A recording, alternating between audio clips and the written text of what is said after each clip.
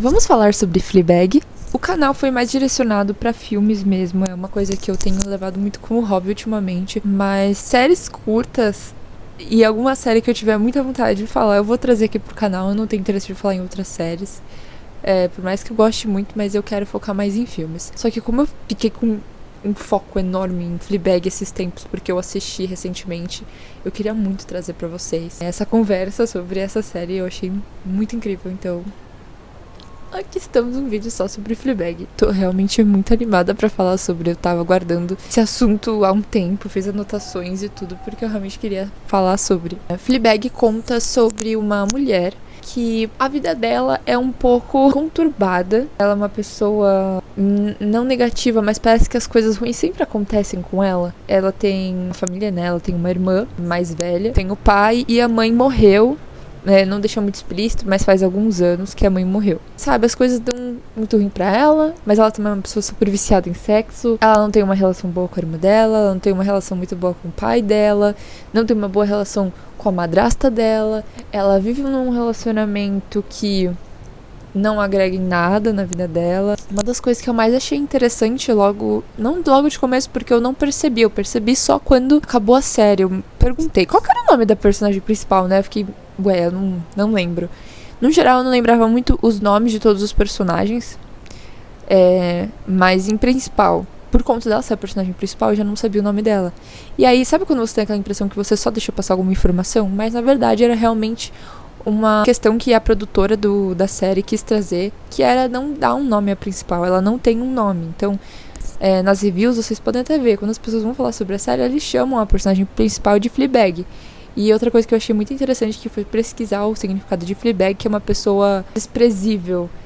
Fleabag, no sentido literal, seria mochila de pulgas. Seria uma pessoa que deixa as outras pessoas desconfortáveis.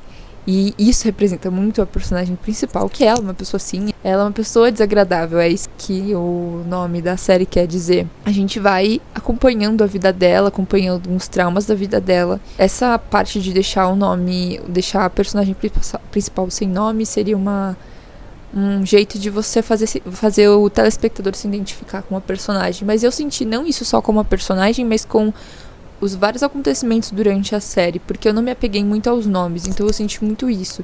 Parece uma coisa mais que as pessoas conseguem se identificar com o que tá acontecendo, principalmente quando alguém tá passando por alguma situação do mesmo tipo, quando tem dificuldade de comunicação com a família, ou às vezes se sente a pessoa mais azarada do mundo, você vai se identificar muito com a personagem. Eu gostei muito desse sentido da série. E ela é uma série que tem a quarta parede quebrada, né? A personagem principal sempre conversa com o telespectador. No começo eu não gostei muito, mas depois você vai criando um laço, né, com a personagem, então você acaba se acostumando, né? Antes de começar também eu queria avisar que vai ter alguns spoilers durante o vídeo, então se você não assistiu, eu recomendo que você assista primeiro a série para depois vir aqui. Outra coisa que a personagem tem muito é essa compulsão por sexo. Eu não entendi muito bem, mas depois depois na segunda temporada, ela tem essa abertura pra falar sobre o que ela se sente. Como ela acha que a única coisa que ela tem pra oferecer é o sexo. Também tá muito ligado com o trauma dela. E outra coisa que eu acho muito interessante é como ela, acontece com a amiga dela. Ela sempre conta pras pessoas como a amiga dela morreu, que foi sem querer, porque ela queria fazer ciúmes pro namorado dela e ela quis ser atropelada por uma bicicleta, porque ele traiu ela.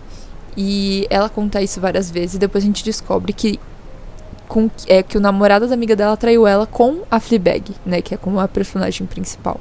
E como ela se blinda disso o tempo todo, como se ela não quisesse aceitar o que aconteceu. Ela não conseguia digerir o que aconteceu com ela, por ela ter tirado a vida da melhor amiga dela. Isso é muito pesado. Quando ela conta, quando aparece as cenas, eu fiquei em choque. Eu nunca tinha pensado nessa possibilidade, né? A gente fica pensando na possibilidade do que era, aparecer algumas cenas e tal. E quando foi revelado isso, eu fiquei realmente em choque, não esperava por isso. E mesmo assim, foi uma coisa que eu senti, pelo menos, por mais que você veja que é uma pessoa que ela fez uma coisa muito ruim, que chegou, à morte da melhor amiga dela, você não consegue sentir um remorso por ela, você sente dó, porque a gente conhece a personagem, então a gente sabe como ela é. E como ela impulsiva. Ela é uma pessoa totalmente impulsiva, ela não pensa antes de fazer nada, ela faz as coisas que dão na telha, tudo que ela quer fazer, ela faz. E isso acaba passando por cima de algumas relações dela, como foi com a melhor amiga dela. Então ela é uma pessoa totalmente errada, sabe? Ela é muito humana, né? Não, ela é muito humana por ela errar muito. E o que é engraçado, porque na última temporada o pai dela, né, tem aquela fala com ela que ele acha que ela é a que mais ama ali da família, porque ela é a que mais se machuca com tudo isso. E eu acho que isso traz muito pela representação dos problemas dela, né? De como ela lida com as coisas. É sempre de um jeito tão difícil e impulsivo. E acho que isso reflete muito, né, na nossa forma humana, né? Nós humanos erramos muito. Acho que essa é a parte mais legal de assistir nessa série. Tanto nessa série quanto até me lembra outra série que é Eu Nunca, que não tem nada a ver, mas as personagens principais, pra mim, elas são muito parecidas. As duas erram muito, elas são personagens principais, que não são aquelas personagens principais que são personagem principal perfeita, que comete erros, mas volta atrás, se desculpa e quer se remediar com a pessoa. Não, porque elas são assim, elas são desse jeito, e tem quem goste dessas pessoas e tem quem não goste. E segue a vida desse jeito, sabe? Eu sinto muito isso nessas duas personagens, tanto na Dave, que, né, na de Eu Nunca, quanto na Fleabag.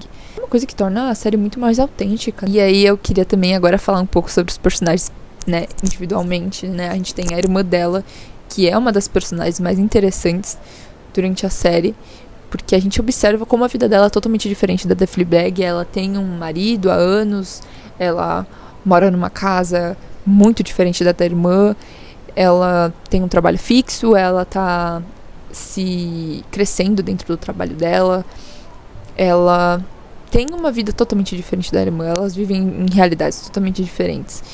E mesmo assim, a gente chega a um ponto onde ela revela que ela sente inveja da irmã dela, pela forma que a irmã dela lida com tudo. Porque por mais que a Claire, que é a irmã da Fleabag, tenha tudo isso na vida dela, ela não consegue ser uma pessoa feliz. Porque ela não, por mais que ela tenha tudo, não é o que ela gostaria de ter, né? E ela se sente infeliz por causa disso. E ela sente inveja da Fleabag, porque por mais que tudo de ruim tenha acontecido na vida da Fleabag, ela parece lidar muito bem com as coisas da vida dela. Ela não é uma pessoa que desistiu das coisas. E a Claire, por outro lado, desiste, por exemplo, quase desiste de aceitar a proposta de emprego em outra cidade, por conta do marido que ela nem ama. E é muito forte, né? Você vê um personagem que tem a vida feita, chega a dar raiva, né? Você olha e você fala, caralho, que absurdo. A pessoa tem tudo na vida dela e ela sente inveja da irmã que não tem nada. Você que acompanha, né? O telespectador que acompanha a vida da Fleabag sabe quanto a vida dela é horrenda e que ninguém deveria sentir inveja daquilo, né? Você mais deveria agradecer de não ter a mesma vida que ela, ter o mesmo peso dos traumas dela e mesmo assim, ela tem inveja da vida da irmã. Nossa, é um absurdo essa cena, é um absurdo. Só que torna muito real. O problema dessa série é que torna tudo muito real. É muito fácil acontecer isso, né? Você sentir inveja de alguém pela forma que ela lida com os próprios problemas, independente dos problemas. E você não consegue lidar com problemas muito mais básicos, né? Isso é... caramba. Outra personagem que eu quis ressaltar aqui é a madrasta. Eu realmente não lembro o nome dela. Mas é a namorada do pai delas, das meninas. E eu não suporto essa personagem. Eu queria matar ela. Toda vez que ela entrava em cena, eu falava, não é possível. Ela sempre fazia um comentário super desagradável. E ela é uma pessoa desagradável. E como ela também é uma pessoa tão fácil de ler, né? A gente sabe o que ela vai fazer, a gente sabe que ela é uma falsa. Toda vez que ela entrava e queria ser uma pessoa boazinha, você esperava pelo pior dela e ela vinha e entregava o pior dela. Como ela se fingia, eu odiava como ela se fingia de boazinha, de como ela gostava das meninas. E aí, quando acontecia alguma coisa que ela não queria de jeito nenhum, ela surtava e você viu o real lado dela. E é o que a minha mãe... Tem uma coisa que a minha mãe sempre me fala, que é tipo... As pessoas mais quietinhas, com a voz mais mansa, que não tem problema com ninguém, são sempre as piores. E ela é exatamente esse tipo de pessoa. Ela é aquela... e quando você vê ela é uma víbora. Eu gosto muito da atriz, eu esqueci o nome dela também. Mas eu gosto muito da atriz. Ela fez a Favorita, fez Heartstopper, fez a The Crown. Eu gosto muito dessa atriz, ela é impecável. E me irrita, porque ela realmente consegue trazer o papel desse tipinho de pessoa que não consegue ser verdadeira, sabe? Ela sempre tá tentando mostrar um lado que ela quer que as pessoas vejam dela, mas não é quem ela é realmente. Isso me deixa com raiva. E acho que agora a gente vai chegar no ponto que eu mais gostei dessa série, que foi na segunda temporada, que traz um novo personagem, que é o padre. Não lembro o nome dele também. Como eu disse, não lembro muito o nome desses personagens, porque eu realmente achei eles muito bem desenvolvidos. Não sei, é como se eu não precisasse prestar atenção nos nomes, porque eram sempre os mesmos personagens também, não tinham muitos novos personagens. Eles eram muito caricatos. E, enfim, aí tem essa nova presença, que é o padre, que ele aparece na série pra realizar o casamento da madrasta da Fleabag com o pai dela. Eu gosto muito desse personagem e como ele e a Fleabag se comportam juntos. É uma das primeiras cenas em que ele aparece, eles estão na mesa de jantar, e aí a Fleabag vira e fala pra câmera: como sempre, ninguém vai perguntar sobre mim. E a próxima coisa que acontece, o padre vira e pergunta sobre ela. Essa é a primeira cena que você percebe o que vai ser de diferente, sabe? É a primeira vez que aparece uma pessoa depois da morte da melhor amiga dela, uma pessoa que realmente se importa com ela, quer saber sobre ela, que tem realmente um interesse genuíno por ela. E quando ela também percebe isso, ela procura querer conhecer esse sentimento que a pessoa tem por ela. E eu acho tão bonito o jeito que eles começam a criar um vínculo, né? Acho que isso se expande pelo fato dele notar também que ela fala com o telespectador, que ela quebra a quarta parede. Ele sempre pergunta pra ela: pra onde você vai? Sempre que ela vira pro telespectador. A primeira coisa que você sente quando você vê isso, e você coloca no contexto de toda a série, é que é a primeira pessoa que realmente presta atenção nela. Em nenhum momento, nenhuma dos outros personagens percebe isso, ele é o único a perceber. E ele sempre pergunta: pra onde você vai? Quando acontece isso. Bom, aí chega a parte polêmica, que eles se apaixonam. Ele, o padre e a Fleabag se apaixonam. Aliás, a cena da igreja, gente, o que foi aquilo? Achei sensacional, tá? Eu achei sensacional essa cena. Aliás, eu adoro as cenas em que a presença de Deus aparece nas cenas, quando o quadro cai. Acho que o quadro cai 2 vezes, eu não lembro. Enfim, eu gosto muito dessas cenas, principalmente porque tem um sentido muito religioso, enfim, com o padre. E eu gosto muito disso. Eles se apaixonam. E eu acho, gente, eu fiquei muito balançada, porque eu realmente gostei muito da construção do relacionamento deles. Eles são muito parecidos, eles se entendem, eles conversam, e ele tem um interesse genuíno por ela, e ela também, e ela tá sendo amada. E a gente não vê isso em nenhum momento na série. Tirando as partes com a melhor amiga dela, isso sempre fica muito evidente. E ela merecia esse amor, sabe? Essa é a parte mais triste, ela realmente merecia esse amor. E ela se apaixonou por uma pessoa que tinha um amor muito maior por outra coisa, que era a fé dele em Deus. E quando eles ficam pela primeira vez, ele se assusta, porque era uma coisa que coloca o trabalho dele dentro da fé dele em risco. E ele chega a pender pro lado dela, né? Eles têm a cena onde eles têm relações sexuais. E ai, gente, fiquei muito triste, porque era claro que, né, ele iria escolher a fé dele em Deus, porque eu pelo menos, minha opinião, né, se você é devoto a ponto de se tornar padre, eu acho que é uma decisão muito, muito bem formada que você tem em mente, sabe? Por mais que ele amasse ela, ele tinha ele fala que ele tem um trabalho maior a ser feito, dentro do contexto da vida dele, sobre o irmão dele ser pedófilo, os pais dele serem alcoólatras. Acho que tudo isso faz com que ele tenha tomado essa decisão de ser padre. E era óbvio que eles não ficariam juntos, mas é muito triste. E aí depois a forma que ele fala sobre o amor no casamento. E ela pergunta pra ele, né, no final, eles estão juntos sentados esperando um ônibus, e ele pergunta, né, ela pergunta se vai ser Deus ou ela. E ele escolhe Deus. Gente. E ele escolhe Deus. E, gente, muito triste, de verdade. Fiquei muito chateada. Porque eu realmente achei, tipo assim, você vê que duas pessoas se amam genuinamente, só que você é devoto. Imagina você ser devoto a Deus. Como que você, ligado à sua religião, vai escolher uma pessoa à sua religião? Era óbvio que não ia dar certo, mas mesmo assim você fica, eu não acredito que ele não escolheu ela, sabe? E ele deixa ela, né? Ele vai embora. E eu tô pensando na cena em que ele diz que ama ela também, e ele vai embora. E aí, no final da série, obviamente, ela acaba que ela não quer mais o telespectador, a gente fica e ela vai embora também. Uma coisa diferente dessa série também é que ela não tem um final feliz, ela não tem uma resolução de que a vida dela vai ter esperanças de mudar, de ser algo diferente.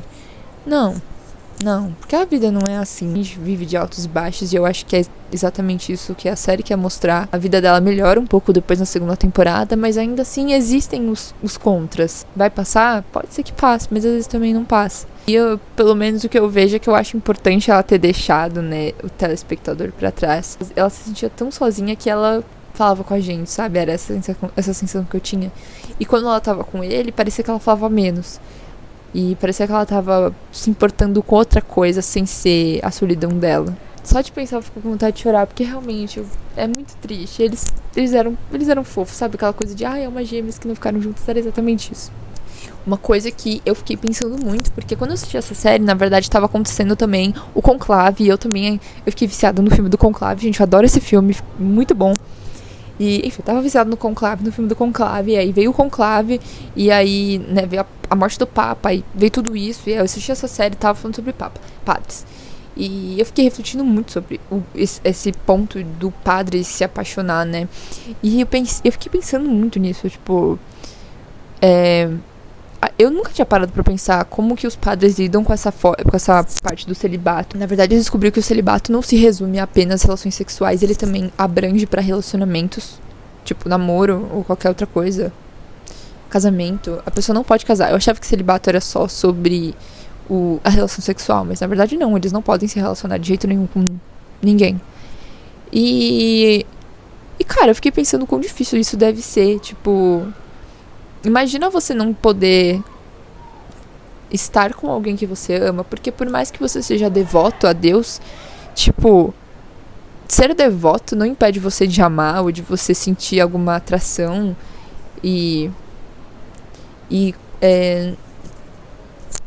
não sei, e também pra mim a igreja fala muito sobre o amor ao próximo, e eu acho que o padre não poder ter isso parece muito contra o que a igreja quer dizer, sabe? Tipo, eu entendo que o amor, né, esse amor que quer dizer do amor ao próximo se refere não apenas ao amor romântico, mas eu acho que o amor romântico também deveria se aplicar dentro disso. Mas imagina você ter que deixar alguém que você ama pra seguir uma coisa que você é devoto, né? Uma relação do padre ou de um papa independente. Com a igreja é uma coisa muito grande, né? Como eu disse, pra você escolher ser padre, você tem que ter uma relação muito forte com a igreja, com a sua religião. Mas imagina você ter que deixar de amar alguém por conta de uma coisa que você tem dentro de você, sabe? É um sentimento que você tem dentro de você que vai além, né, do amor. Mas... E imagina você ter que escolher entre essas duas coisas. Tipo, caramba, Cara, eu fiquei refletindo sobre isso. Realmente fiquei encucada em relação a isso. Como que... E é triste, eu fico triste de pensar nisso. Tipo, vejo que o amor romântico faz tão bem, principalmente padres e papas que vivem sozinhos, né? Vivem em função da igreja. E acho tão triste. E aí eu fui pesquisar e eu vi um relato do Papa Francisco antes de morrer uns anos atrás. Foi tipo uns 2 anos atrás. E ele falava que o celibato era temporário hoje em dia, que já não era uma coisa que estava tão forte.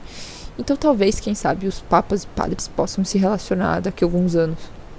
Acho que seria legal, parece tão antiquado hoje em dia isso, né, dos padres não poderem se relacionar. Eu realmente não entendo por quê. Por que não poderia? Eu pesquisei, mas eu Não entendi por que eles não podem isso. Parece só uma regra que inventaram e ficou por isso. Sendo que até o Papa Francisco disse que seria uma coisa temporária, que não, hoje em dia já não faz muito sentido. Quem sabe, né? Gente, se vocês assistiram a série, deixem alguma coisa que vocês acharam, o que vocês acharam. Se vocês têm alguma coisa a acrescentar sobre alguma coisa que eu não citei. E quem não assistiu, assista. Por mais que você tenha chegado até aqui, você não assistiu, você ficou sabendo de tudo isso, agora você vai ter que assistir, né? Obrigada por terem assistido o vídeo.